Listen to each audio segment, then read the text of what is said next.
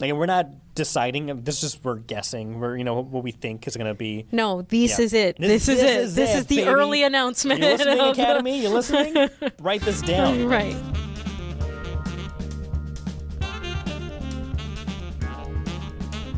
All right, welcome back to another episode of The Hub on Hollywood, second episode of the new year. Woohoo! Here we are. And the first back in person. That's right. Here in our lovely iHeartRadio studios. That's right, here in the heart of Medford. In the heart of Medford. In the iHeart of Medford. In the iHeart of Medford. Yeah. So a really good week. A lot of really good entertainment news, especially for news happening here in New England, in Massachusetts, and even our neighbors next state over in Rhode Island. Some really good stuff, but we'll be getting into that. I'm James, by the way. I'm Jamie. And we'll be talking about, filming in Rhode Island, going to be ramping up. Hocus Pocus 3 rumors, as well as some local Hocus Pocus buzz that we can hopefully look forward to in the future. We're also taking a look at the Hollywood Reporter's projected Oscar nominations. Ooh. The official nomination list comes out on the 23rd. These are some projected nominees, but I think I'll look them over. They look pretty solid, look pretty good. Some I may we'll talk about them. We'll dive into that. Yeah, and then we'll have another round of Cinequotes. All right. Right now we are 1 for 1. Okay. On our Cinequote game. Last week it was How the Grinch Stole Christmas, Jim Carrey edition. Right. And we'll see what it is this week. Let me warn you: the Sunday Cinequote is called the Sunday Stumper. Oh, boy. Because they pick very obscure, very not so well-known movies. So we have to really, Well, I feel like I know a few of those, so we'll see. Okay. We'll see how it turns out. Let's see how you guys do. Yeah. If we don't get this, it's on you. It's on you. Blame the audience, James. Absolutely. Whenever I can. Okay, but let's go right into New England filming because we have some pretty interesting, I think, highly anticipated projects and actors coming to New England. Absolutely. So first of all, Boston Casting. Look at that. God, what even is that accent? Boston Casting is ramping up, looking for background and other players for Ella McKay. Ella McKay is a film about a lieutenant governor who is very ambitious, working their way up to the governor's office. And we don't know much more else about what this movie is about in particular, but we do know that we've got an A-list cast. Miss Jamie Lee Curtis herself is coming back to New England. I love Jamie Lee Curtis. I know. I'm named after her. If you didn't already know that. So, because I'm Jamie, and my mom named me Jamie, not Jamie Lee, but just Jamie. Yeah. After her. You don't want to be you don't want to be identical to Jamie Lee Curtis. No, I got my own style and all of that. But Jamie was here for Knives Out previously, and now she will be back in Rhode Island. A project that you both worked on. A project that we both worked on, right? Because I was Anna de Armas's hand double, and feet double, and body double, in general. So and I was her driver. Yeah, so you're basically Anna de Armas. Yeah, I've got her armas right here. It's a bad joke. I tell it every time. I love it. But yes, and I did get to see Jamie on that set in that beautiful mansion out in the suburbs of Boston here. But I was too chicken to go up to her. Even though she was just chilling. You're not supposed to bother the talent, but I hear that she's very, very nice. And she did seem very nice. She was chatting with everybody. I'm just a chicken. She'll be back now for Ella McKay, and maybe I'll get my chance to go up and say... should have yelled out, "Name sister! Name sister!" Be like, "Namesake! Hi, namesake!" Yeah. I don't know. Don't you think that's a little weird, though? A random person comes up and says, "I was named after you." No, I think they get it more than we think they do. I think a lot of celebrities get, told that. What was like a big name? Like what's that character from Game of Thrones? Like Arya Stark or whatever. A bunch of Arya's, people name their kids so for sure either themselves, the celebrity, or their character. People are telling, "I named my kid after you," or I was named after you. Right. So I don't think she'll be freaked out. All right, okay. Yeah. And if I do go up to her and say that and she is freaked out, I will blame you. Blame me. Okay. Give her my number people today. So she can give me a call. Yeah. And we could chat about it. And the other star of Ella McKay is Woody Harrelson. Yeah. Who do you think Woody was named after? After Toy Story 2's Woody, Toy Story's Woody was named after Woody Harrelson. There we go. Yeah, a something like that. A lot of similarities. But Woody's cool. Yeah, no, he's fantastic. Did you hear the rumor? What? That there's this rumor, I don't know who's starting it or who's, but we're going to perpetuate it. We're going to spread it even more. Yeah. But people say that Woody Harrelson is actually related, if not brothers, with Matthew McConaughey. Yeah, no, I did see that. Didn't they actually get a DNA test and they found that they were in some way related? I don't know about that, but I believe it. Yeah. Let's just spread they it. look Let's so. just spread that. Yeah, they are brothers. Yeah. I mean, there was some. And we're going on a something tangent going on here, there. but check out the interview with Woody Harrelson and Liam Hemsworth.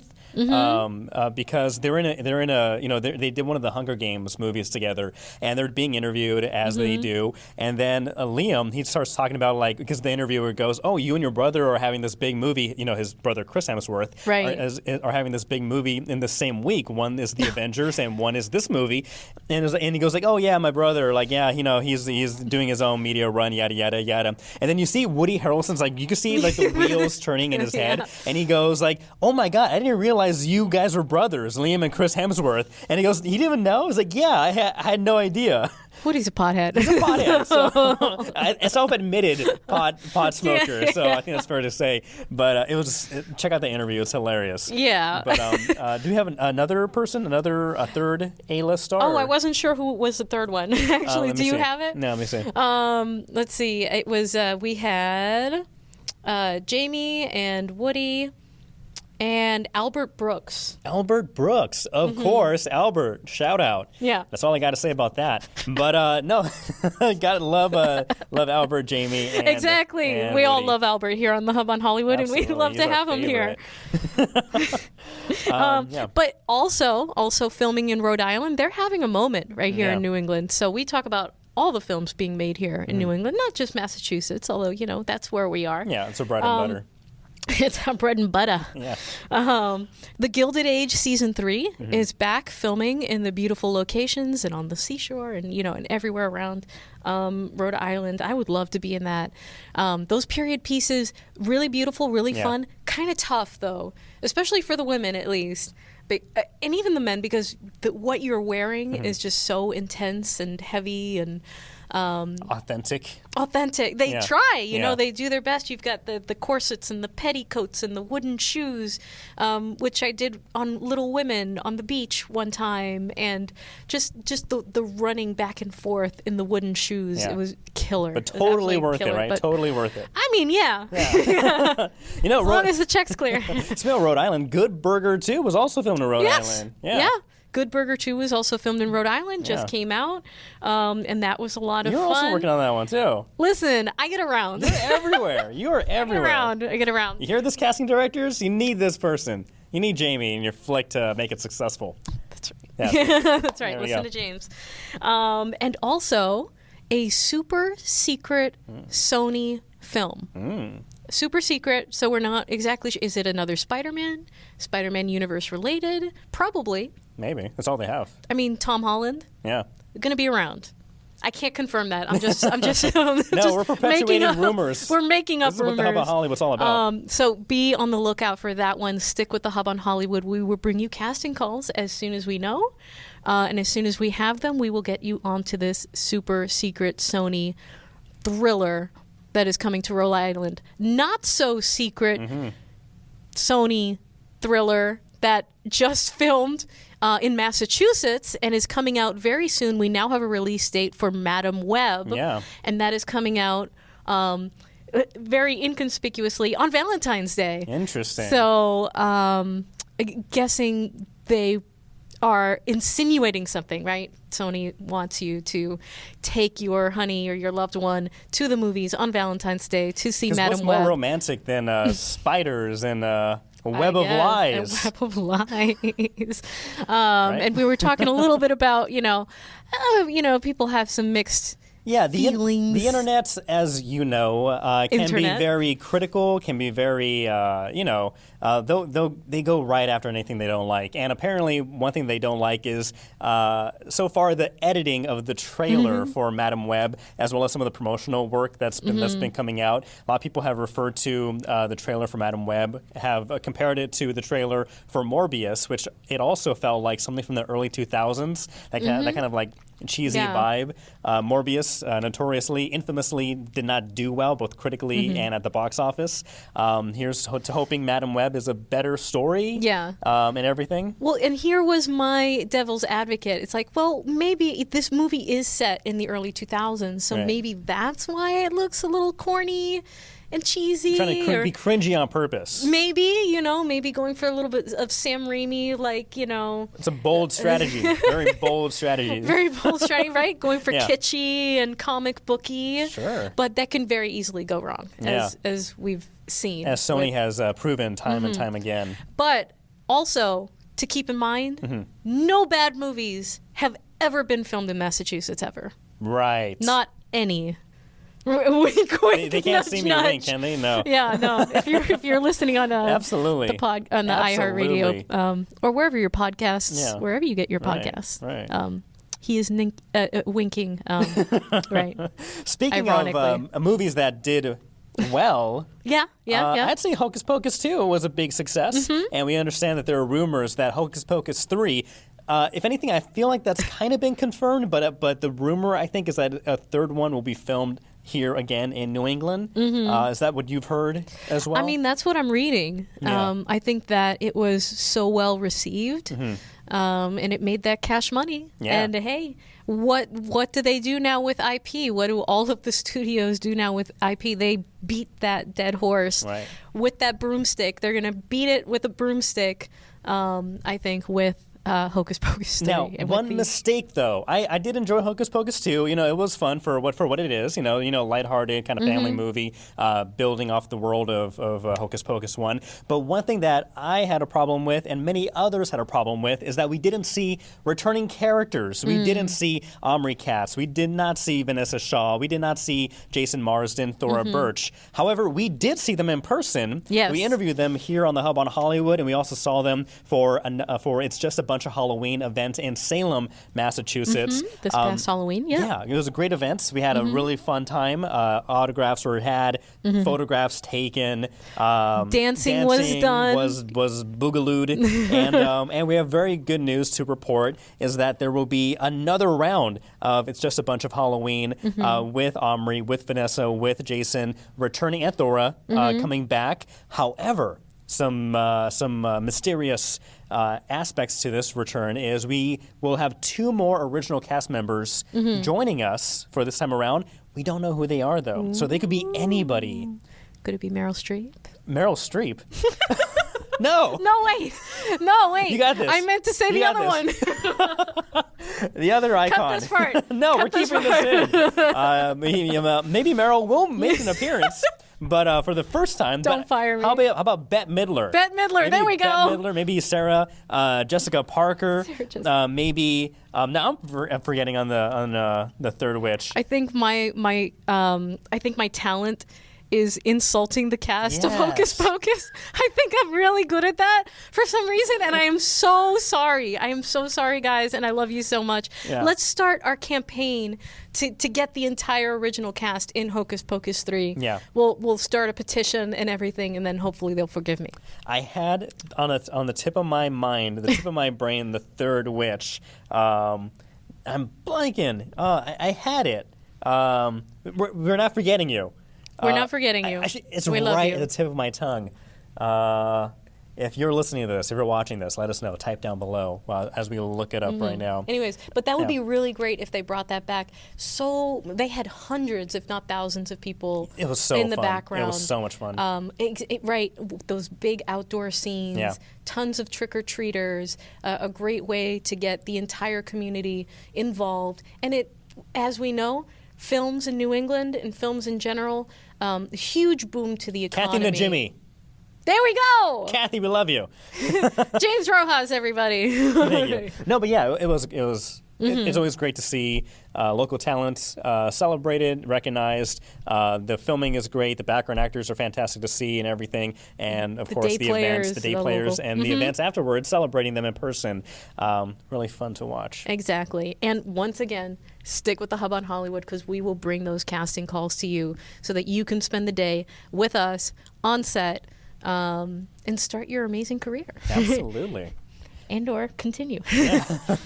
Now, speaking of things we've watched and are watching, we are watching 2 Disney Plus shows right now. And I will be honest, one of them I was not excited for. I had zero interest in, and that is the latest Marvel series, Echo.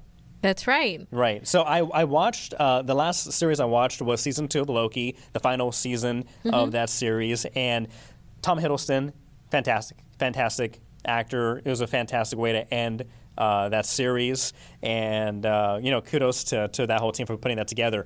But when I heard that after Hawkeye, one of the antagonists of that series, starring Jeremy Renner, was this character named Echo, I was not interested at all. I thought, like, why are you making this spin-off surrounded around this character? And so not excited, to say the least. But I decided, let's give it a shot. I'm open-minded. I'm like cool like that, So I gave episode 1 of Echo a shot, and I will say it's good. Okay. Not bad. All right. Not a bad start. All right.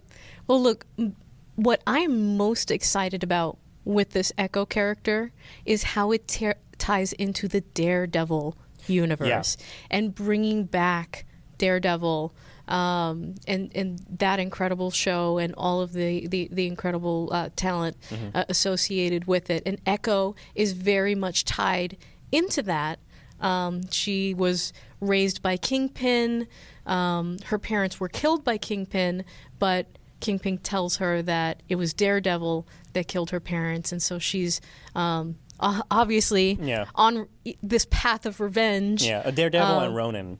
Yeah, Ronin. And Ronin. Yeah, so Ronin, a.k.a. Hawkeye, Jeremy Renner. But for those who are not familiar with it, the basic synopsis of Echo revolves around Maya Lopez, who must face her past, reconnect with her Native American roots, and embrace the meaning of family and community if she ever hopes to move forward. And so one thing I like about this is, so this character, she is Native American, she is deaf, and she is missing a leg, so she faces, she struggles with that disability. In real life, the actual actress, Alaqua Cox, she is Native American, she is deaf. And she is missing her leg. And so not only is it great representation for both the Native American and deaf community, but also highlighting somebody with such a impactful disability, but making it a strength of hers in a way. And so I thought there was one really good casting. And the cool thing about Alaqua Cox, her first role, her first appearance, first time acting was in Hawkeye. First time ever. And it was during mid-season of Hawkeye when producers told her that she's going to be getting her own show. So what an incredible break for this person who never acted before, who was only alerted about this casting call when friends of hers, like 3 separate friends, independently sent her this casting notice for somebody who's Native American, who's deaf. And she thought, you know what, 3 people sent it to me independently. Let me just, audition just for the heck of it. She didn't think she'd get it, especially considering because the character in the comics is not disabled when it comes to, she has, both legs, both arms and everything. And so she didn't think she'd get it. But they cast her, and then they made that character, they made that part of the detail, intricate to the story. Right. So I don't know. I thought she does a very fantastic job. Again, we're 1 episode in, but I like her as an actress, and I like the character. Even though I wasn't initially hooked on the idea of a spinoff of this character, I'm so far first episode, I'm liking what I'm seeing. Okay, I think that's fantastic, and a shout out to baby Echo. Who was just born. My brother and sister-in-law welcoming baby Echo into the world. Another namesake. Was she inspired by the comic?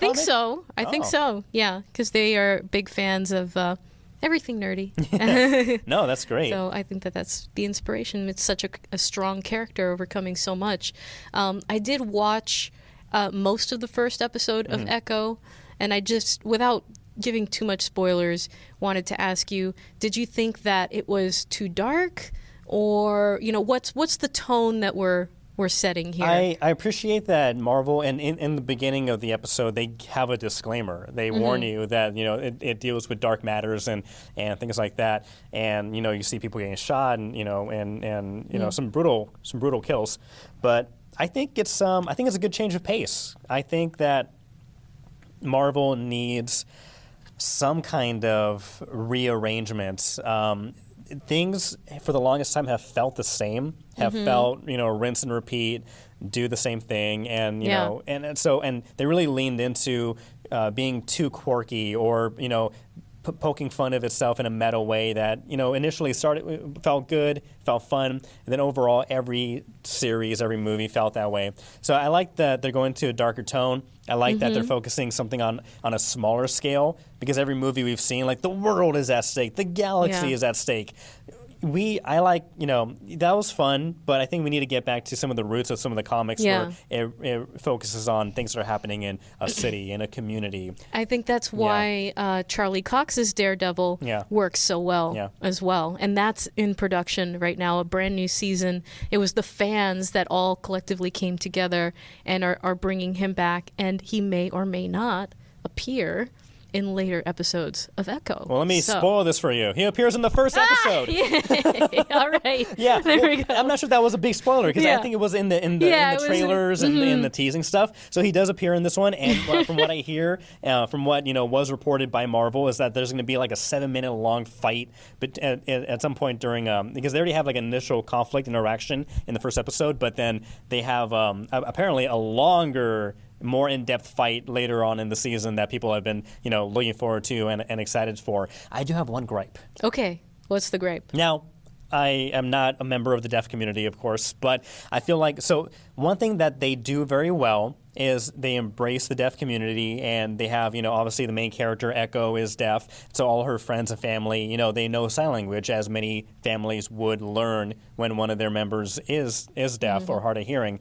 And one thing, and I know why they're doing this, but there are moments where Echo is talking to, say, a family member or a friend, and it's just them two, and they're signing to each other. However, the one who can hear is speaking while they're signing, and customarily, and how those in the community interact is if one person can speak or is able to hear and they're communicating, they don't speak while they're signing. I understand why they're doing it in the series, because it's for the general audience, so they can follow along in a way. However, I feel like it's kind of babying the audience when you have two characters that are signing together. You're already reading the words coming from Echo, because obviously she's only signing, but then the other person she's interacting with is signing and speaking too.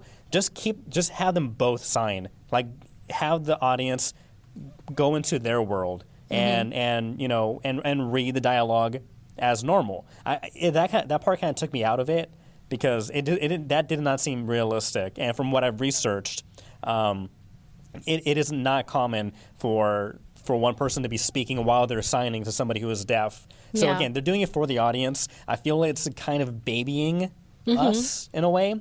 So that kind of took me out of it, but I understand why they're doing it. General audience, you want to make things easier for them, yada, yada, yada. I get it. So that's my little gripe. Okay. It is what it is. Yeah. It's not going to take me out of the completely out of the series or the moment, but that's one thing I noticed, and I felt like they were being true to the deaf community in when it comes to representation and how they live their life. They should have done it that way. But you feel like story-wise solid so far? Story-wise solid so far. I feel like some of the action scenes, action scenes were good. some of it, again, maybe I've watched way too much action, and so I can kind of see where like some punches are pulled or things are set up, or you see somebody kind of like hunkering in the background, ready to punch and wait while the other person's getting beat up. And so, again, I feel like, I don't want to... Because that was the staple of like the Daredevil show, where these long, extended, single-shot segments of, all of this fighting and being able to do that in one shot. And it's really admirable, but... if you're going to be using an extended shot where some of these punches are, obviously not landing and it doesn't look good, like, I don't know, like, it's tough. My biggest issue is when the henchman in the back behind the hero who's fighting somebody else is like waiting to get their turn in. Like just in real life, everybody would jump in at once, as opposed to like kind of like hanging back in the shadows, and then your friend gets beat up. All right, let me at her, and then they get beat up, and like so. Overall, because I did see the one fight scene. There were a couple It's not the worst fights choreography I've seen. There really were good moments, but again, just we're so desensitized to a lot of stuff nowadays, and so. But I'm sure for younger audiences, we're greedy. We're greedy. We are greedy. Yeah, we are. But initial reaction to the first episode, I like it. I'm gonna continue watching it. Okay. So that's my take. All right, so Echo's not the only thing that we're talking about, as you mentioned, also on Disney+. I've been watching Percy Jackson and the Lightning Thief. Now, Part deux. Yeah. It was a couple of movies back in 2010 and 2013. They were not very well with Logan received. Lerman? Yeah, something like that. Yeah. And they weren't really that greatly received. I think people who were fans of the books were kind of upset at the leeway that was taken. There were a lot of changes that were made. Yeah. Percy was aged up, for one thing, and a lot of other aspects of the story weren't the same. Let me ask you this, James. A, did you read the books? And B, do you care when a book adaptation takes some leeway? They change some things. I did not read the books, and I don't take exception to changes in the story as long as it improves it. I know that I know there are instances where, for example, in the Harry Potter books versus movies, there are things that have been left out that a lot of readers would have loved to have seen. But then there are other aspects or directions that with character development that people like and preferred in the movie. So it depends how you do it. I know a lot of people are like, it's not like the book. Sometimes it's better than the book. Forrest Gump, notoriously, the book is atrocious. The movie, however, used the bare bones and made one of the best movies ever. So I don't mind if things are changed, as long as it's good. As long as it's good. Okay, that's a decent stance. For me, there's some things that, they work in the book, and that's why people love it, and that's what you want to see on screen. And as long as those key moments, those key things that are important to your fan base are there, then that's great. But there are some things that notoriously don't translate from book to screen. So, and I mention this because I feel like some of that is happening here with the Percy Jackson series. I appreciate that we're getting something that's a little bit closer, that's a lot closer, really, to the storylines in the books. Obviously, we've got a TV series that gives you plenty of time to go through everything book by book. So every season is one book, and this is The Lightning Thief. But there are some scenes that are just not hitting the mark. For example, in the first episode, when Percy goes up against his teacher, who happened to actually be a monster, in the original movies, in the movies that were made in the 2010s, it was a lot more dramatic. It might not have been book accurate, but it was a lot more dramatic. It made you really feel like there was something to be afraid of, like there were stakes, But I feel like the way that they did it in this show, more accurate to the book, but also more anticlimactic and not really great visually. So that's been my only sort of critique of the series so far. Yeah, some underwhelming scenes compared to it's been book. Underwhelming. Yeah, some underwhelming parts that are just not as spectacular as they ought to be. But we've got great performances from the main cast. You've got Walker Scobell as Percy Jackson. You've got Leah Jeffries as Annabeth. Arian Simhadri as Grover. And a couple of big cameos. You've got Lin-Manuel Miranda in there, who plays one of the gods. Everything. He's in everything, and I love to see him every time. And also a little bit of the chemistry, because Percy. I just feel like the chemistry between Percy and Annabeth is probably better in the earlier movies too. But maybe that's because they aged them up. So I don't know. But so far I'm enjoying it. It is true to the books.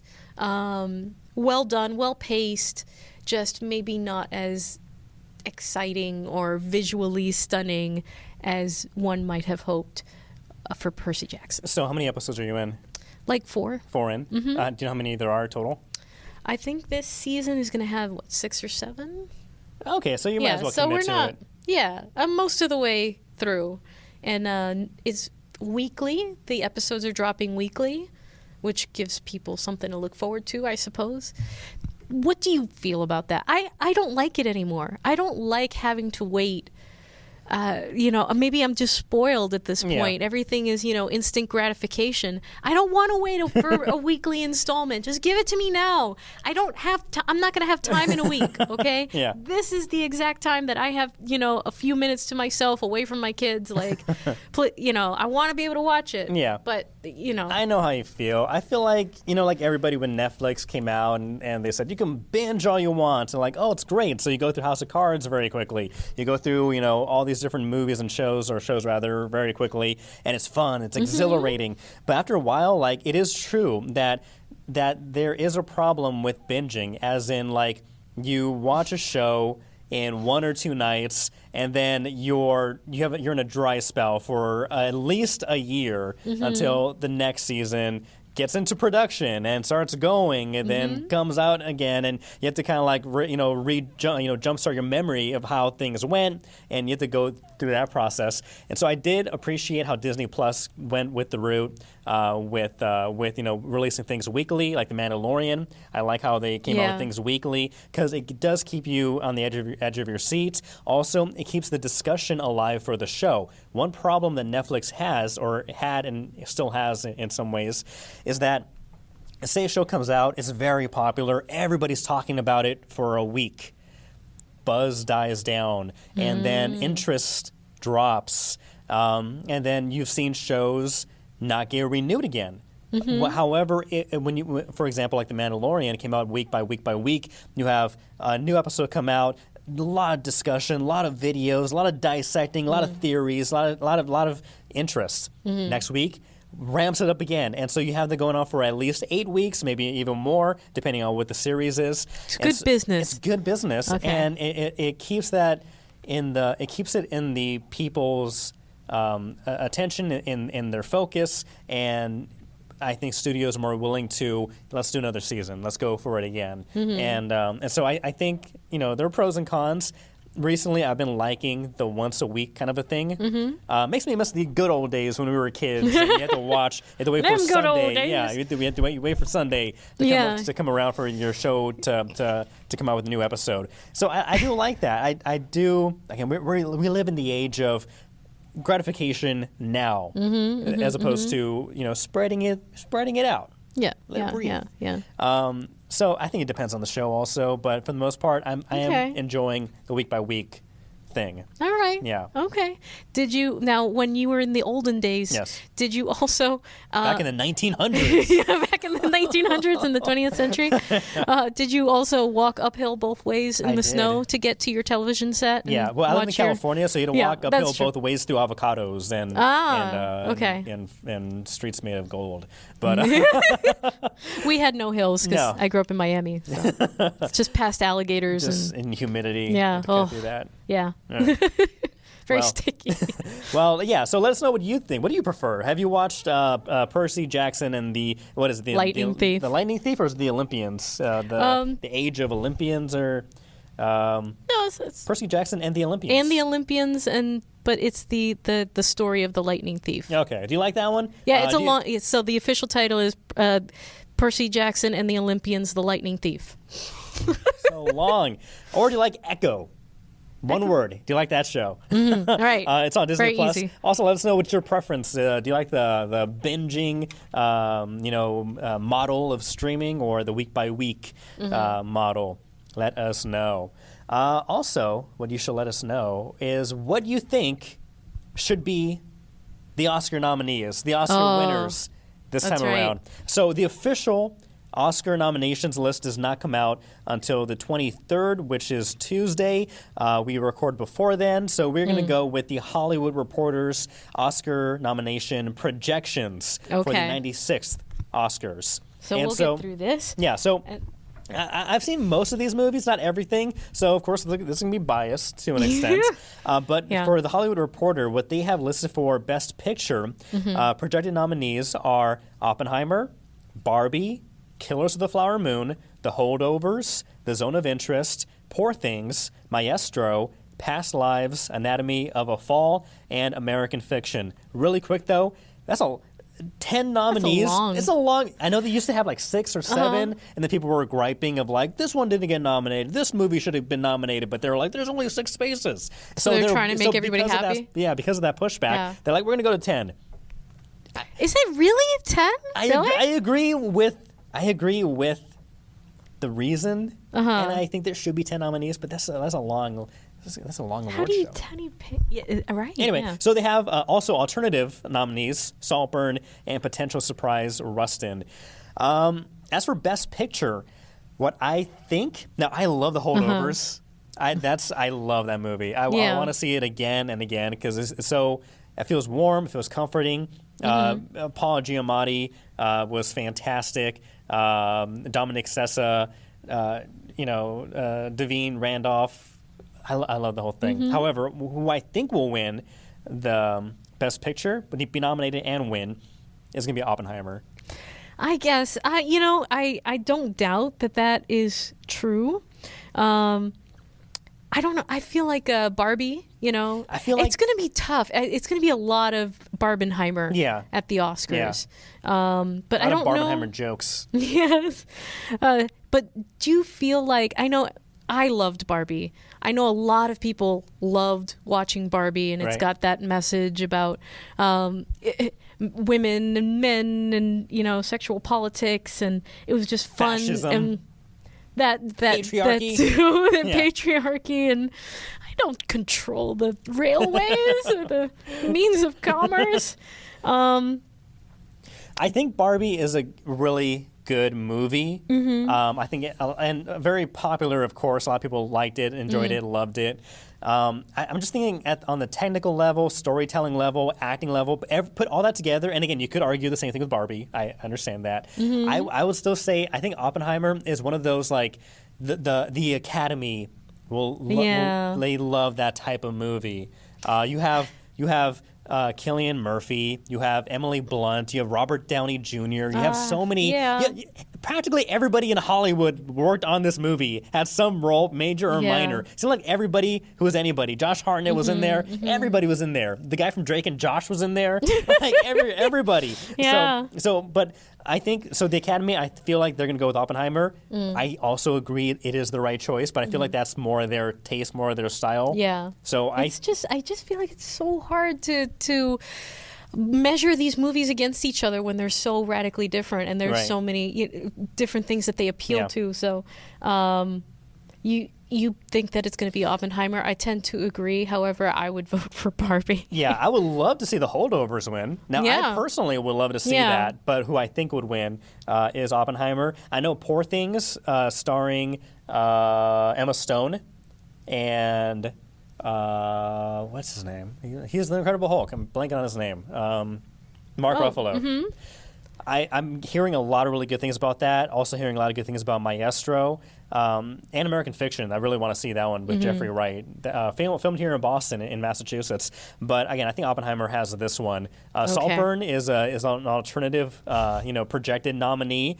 Really good, again, crazy movie, but I think it's a very well-made movie. So you could argue that may be nominated. I don't think it'll win, but I think Best Picture will probably go to Oppenheimer.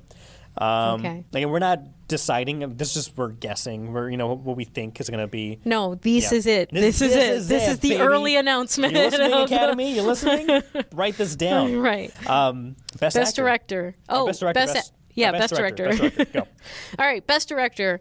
So the projected nominees are obviously Christopher Nolan, Oppenheimer, Greta Gerwig, Barbie, Martin Scorsese, Killers of the Flower Moon, Alexander Payne for The Holdovers, Jonathan Glazer for The Zone of Interest, and some of the alternatives are Yorgos Lanthimos for Poor Things, Justin Triet, Anatomy of a Fall, and you've got here Should Have Been a Contender. Todd Hayes from May, December. You go first. Oh my goodness. I want to give it to Martin Scorsese for Killers of the Flower Moon. Killers of the Flower Moon is such a...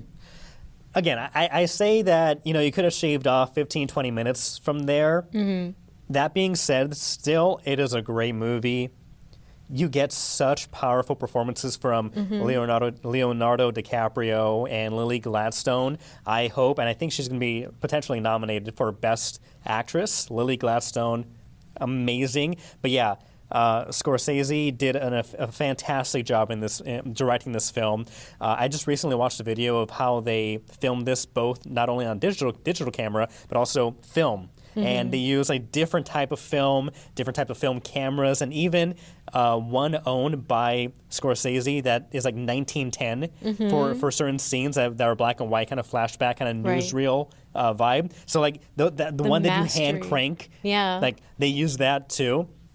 I think it's going to be between him and Nolan for Oppenheimer.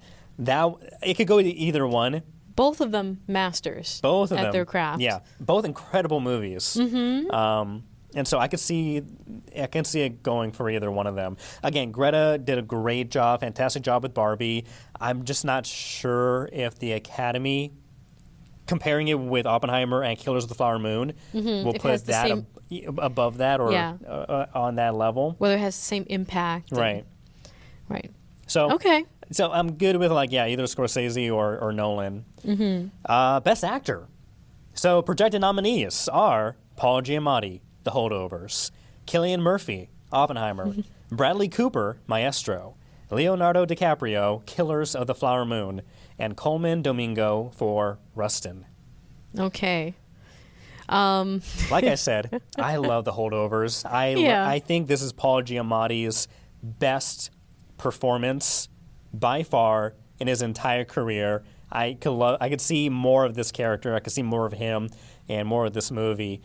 Filmed in Massachusetts. Filmed here in Massachusetts. And so is Maestro. So is Maestro. Cillian Murphy. Just take this into account, though. The Oppenheimer, 3+ hours long. Cillian Murphy is literally in 99.5% of every scene in this 3-hour+ movie. Yeah. And in every scene that he's in, he is perfect.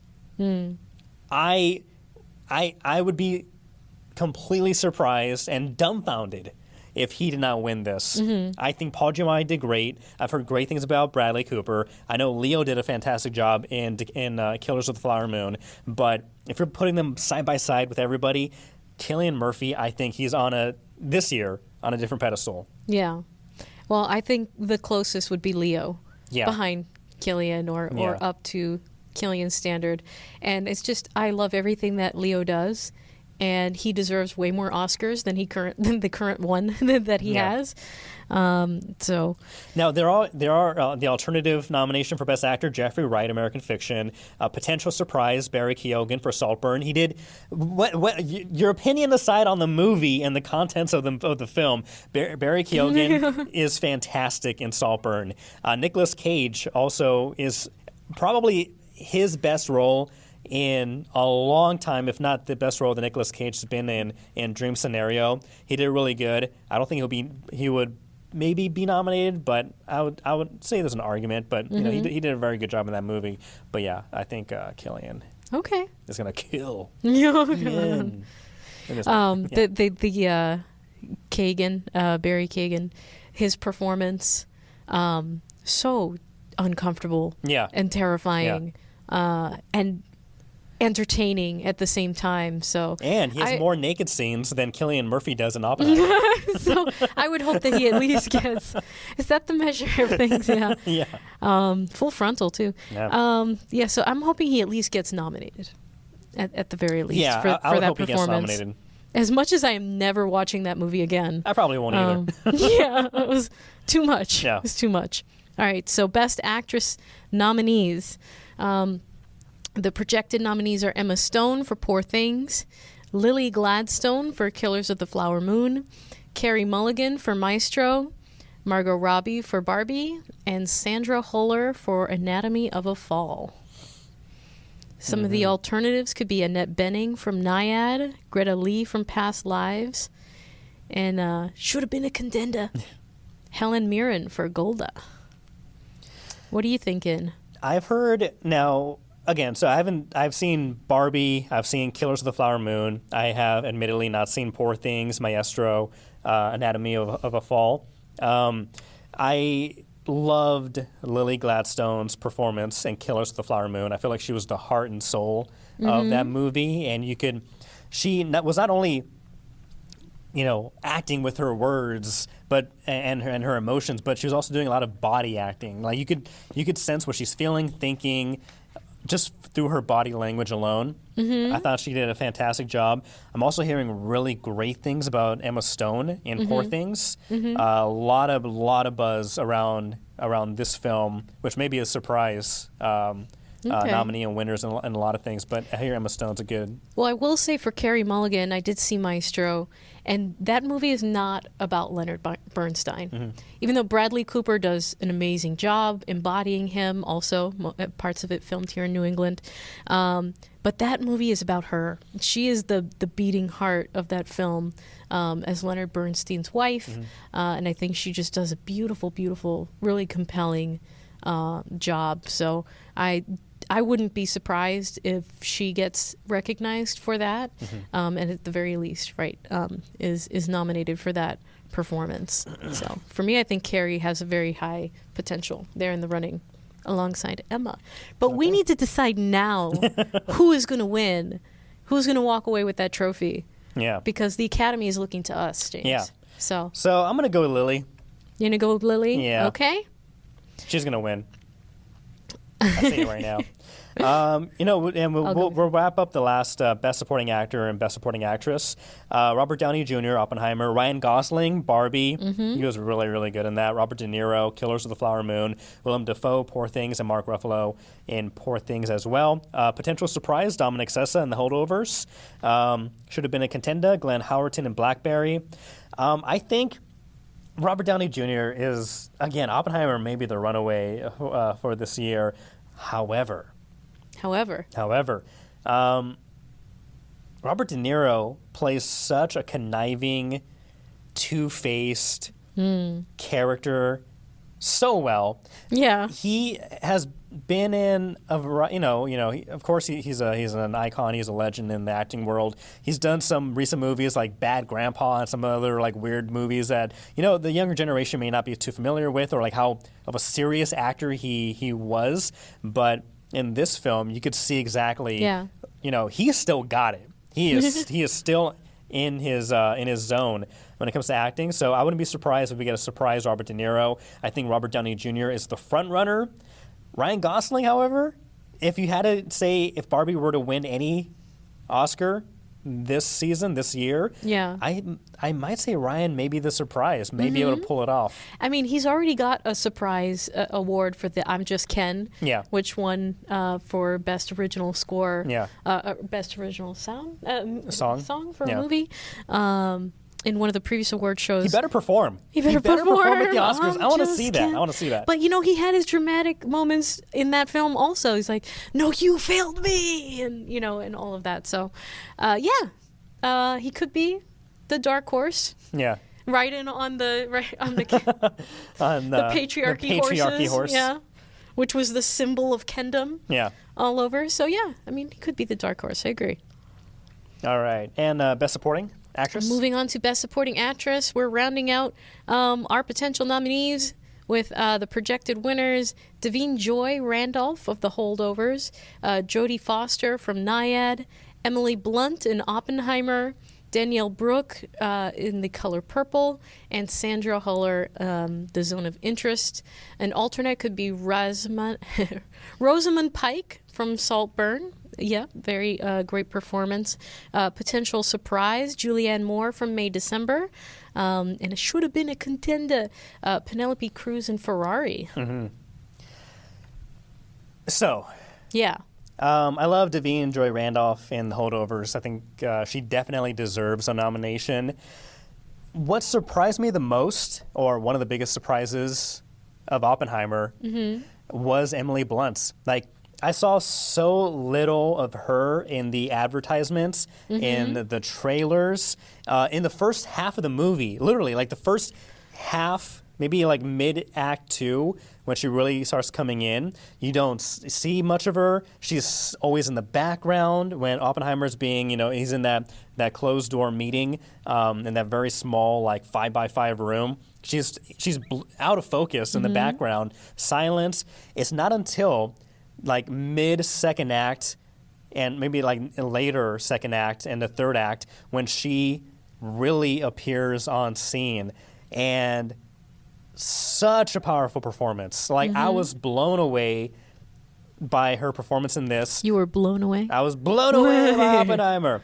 I think she, with such, again, it's a 3-hour-long movie. She does get a lot of screen time technically, but compared to everybody else, with the amount of screen time that she does get, she does so much with it. She is the heart of Oppenheimer, and I would love to see her get an Oscar. I think I agree with you completely. So, my husband watched Oppenheimer. I got the full report, and she was the biggest part. She was what he was most amazed with in that film. So. You heard it here, folks. Write down, place your bets, go to Vegas and put these down, because these are for sure wins, for sure nominees for the 96th Oscars. Let us know what you think. Who would you throw in there? Who would you take out of the nominee list? And who do you think should win it all? I can't wait. But yeah, official nominations come out 23rd. We'll see how right we are or how wrong we are. But lastly... wrapping up the episode, let's see how right we are when it comes to Cinequotes. Okay, let's go for it. So, as I mentioned before, this is the Sunday Stumper. And how this rolls out, how this plays, is that each day on Cinequote there is a mystery movie, and they give you up to 5 chances to pick the right movie with 5 different quotes. And so right now we're looking at 5 boxes. Five guest boxes. Sunday movies are typically harder, featuring less mainstream movies or tougher quotes. Good luck. So we're going to need all the luck we can get. So first one, we'll play. Let's put this to the mic. Is there anything I can do to make you feel better? There is nothing you can do.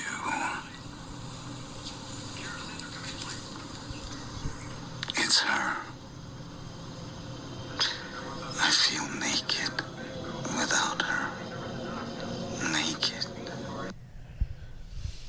I have no idea, and I don't think that's a movie I want to watch. Is there anything? That sounds kind of like Willem Dafoe. Yeah, what does that sound like? Yeah, I was going to say like maybe a little Willem. Yeah. Is there anything I can do to make you feel better? There is nothing you can do. It's a little Willem-esque, but... It's It's her. I feel naked without her. Naked. I'm gonna guess. Now we can. You could guess. Put in a thing. If not, then you'll go on to the second quote. I'm gonna guess Sin City. For some reason, that's just popping in my head. It's probably not, but we'll check it out. Okay. Sin City, 2005. No. Okay. Okay. It's not Sin City. Okay. Guess number 2. All right. Sometimes I wonder if we should move away from this place. That's Nick Cage. Okay. Where? I don't know.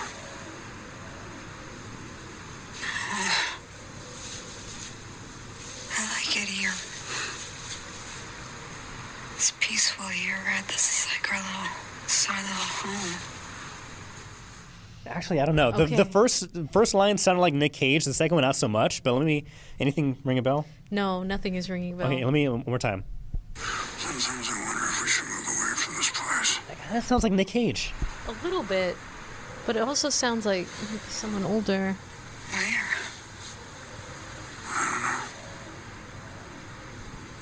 You hear the wind whipping in the back. We can't cheat, can we? No. All right. Do you No. guys know? Does You guys know anybody yet? know what this is yet? Because we're failing. Okay, we Sounds can. like it could be like one of these graphic novel. Yeah, that's why. interpretation That's why I first thought ones. Sin City, because that's like a graphic novel. Is there anything else that's like that? Who ate all the macaroni and cheese? Cheddar Goblin! Cheddar Goblin, did you eat all the macaroni and cheese? Nothing's better than cheddar. Cheddar Goblin.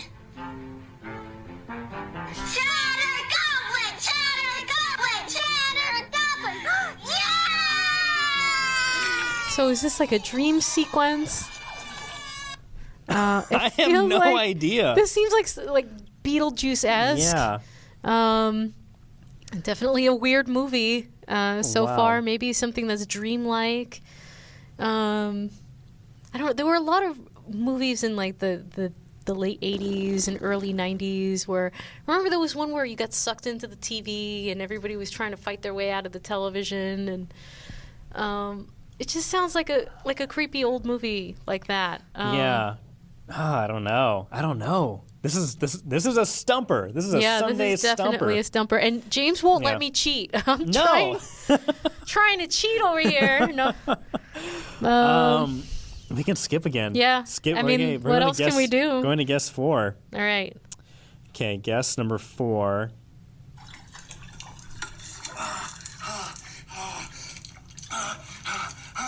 Oh, okay.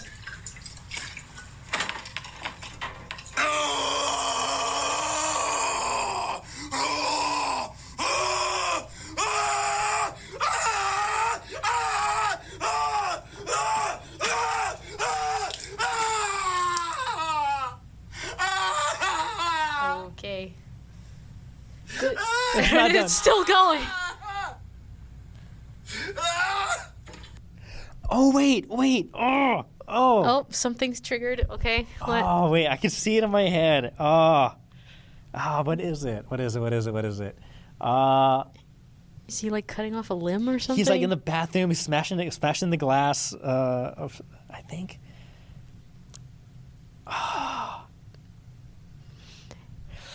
It's like the tip of my brain. Okay. No, All right, we're getting there. I can't even imagine. I can't imagine the scene or the actor, but like just that vibe.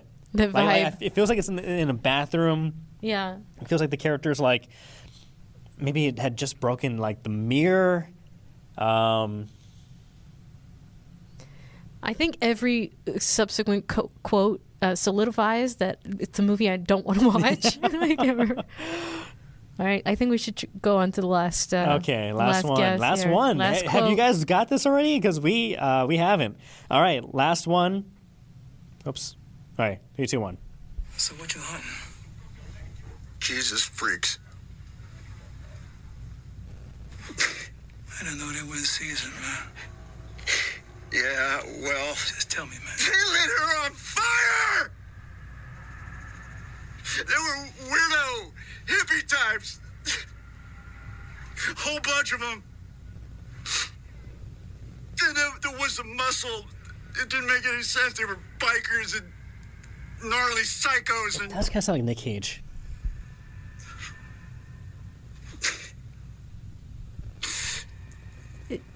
crazy evil. Okay, is it the one where he's the flaming pumpkin head guy? No. I think I know what you're talking about.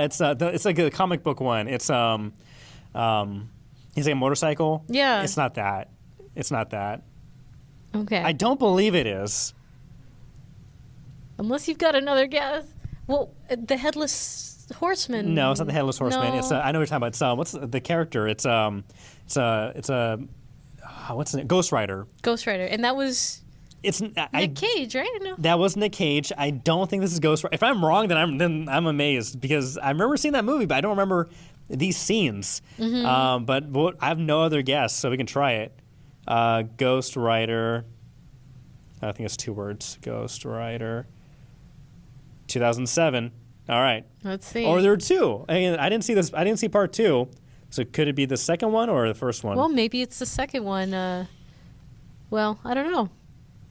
If you saw the first one and none of it rings a bell, so Yeah. maybe we can guess the second one. Watch this is the first one. If it is this, it'd be funny. Okay, right. your call. First or second? All right, first. Let's try the first. Okay, Ghost Rider, Mm-hmm. 2007. Mandy. So it is Nick Cage, 2018. I've heard of this film, Okay. but I never saw. I wanted to see it, but I Yeah. never got around to seeing it. I'm never going to see this movie. Mandy. Nick Cage. So Well, we did. I mean- I was right. The Yeah. very first quote, the very first line, like that's Nick Cage. Mm-hmm. How did you do? Oh man. Was it as badly as us? So now we are 1-0? No? We're 1-1? We're 1-1? 1 and 2. 1 and 2? I don't know how statistics work. Yeah, we're 1 and 2. Okay. Yeah, man. Okay. The enchanted lives of a secluded forest are brutally shattered by a nightmarish hippie cult and their demon biker henchmen, propelling a man into a spiraling, surreal rampage of vengeance. Okay. Starring Nick Cage, Andrea Riseborough, yada yada yada. Yeah, I would never have guessed that. But a demon motorcycle gang thing is, I guess, in Nick Cage's wheelhouse. Maybe this is Ghost Rider 3. Maybe. They just called him Unofficial. Rated R. Wow. Yeah. What a ride that was. Well, let us know. Did you get Mandy? Were you just as stumped as we are? Join us next week for another episode of The Hub on Hollywood and another round of Cinequotes. But yeah, this is a good episode, good topics. Yeah, I think that we've we can't wait to see what actually comes out of the nominees for what was the Oscars. for the Oscars. It's been a long episode. It's been a long episode, and we'll continue to keep you updated on the films that are coming back here. It's going to be a really busy year in New England, so we're really looking forward to that. Again, if you want to be in these films that we're talking about, go ahead and sign up for the local casting agencies. We've got Boston Casting, Slate Casting, CP Casting, Kendall Cooper Casting. Reach out, sign up, it's free, get the emails, and then maybe you can spend the day with us on set. But until then, until next week, I'm Jamie. I'm James. We'll see you then. Bye. Bye. Mandy!